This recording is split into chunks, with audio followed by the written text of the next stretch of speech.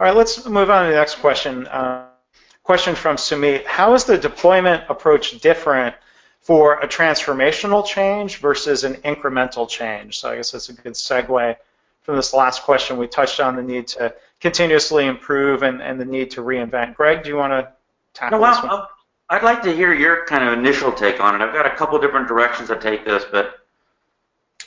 Well, I mean, I think, to me, incremental change lends itself to be much more staff-driven, to ask people to identify waste or opportunities, identify things they want to do differently, to test and implement and evaluate those changes. I think incremental improvement, by its nature, tends to be and needs to be much more bottom-up driven.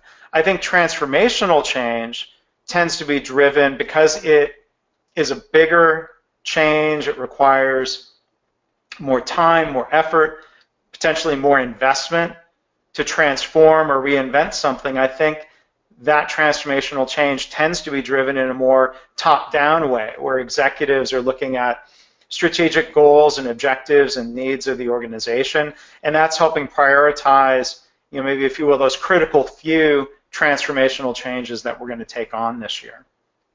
Right, and I'm going to flip the question a little bit on its head, and there's this element of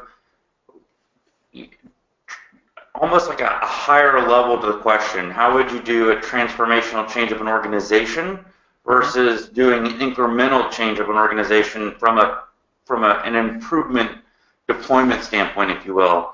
And I would argue that if you take a microscope to transformational change, it probably looks incremental. Only when you kind of go back out to the 60,000 foot view can you really see, oh wow, we've really transformed our organization from one that elicits fear and doesn't put the customer at the center of the equation to one that puts the customer at the center of the equation and elicits the warm fuzzy, if you will. And in order to really do that, though, there's probably 1,000 or tens of thousands of tiny little steps to move there. And so kind of like death by 1,000 paper cuts, if you will, just the positive way to say that. So my take would probably be that they're just simply the same thing. It just depends on what view you're looking at. Yeah. Well, I mean, I think I see more differences. Where I think one other there's some things that are similar. I think similar themes, but like in my mind, incremental change lends itself to rapid cycle experimentation. Try something, see if it works. If yes, keep going. If not, go back, try something else.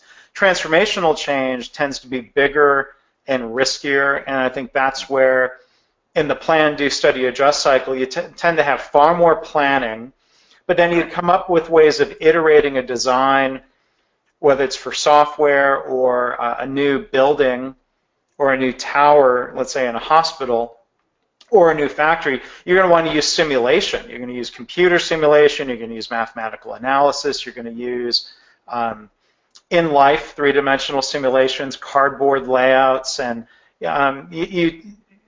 transformational changes are riskier, but I think you try to mitigate that risk by learning lessons from smaller change, trying to make it as incremental as you can, but nobody says, oh, just build a building and see if it works. I mean, that's too expensive, too slow, something that's not going to give you a second chance to try again, probably. And on a somewhat related but slightly off-topic thought, I think if you can easily undo something, then that really lends itself to doing a quick experiment, right? Right. If you can't easily undo something, it probably lends to, okay, well, we should certainly plan a little bit more and really figure it out. Building a building is a great example. I guess the question is how can you break things that are seemingly big into small enough chunks that could be easily undone?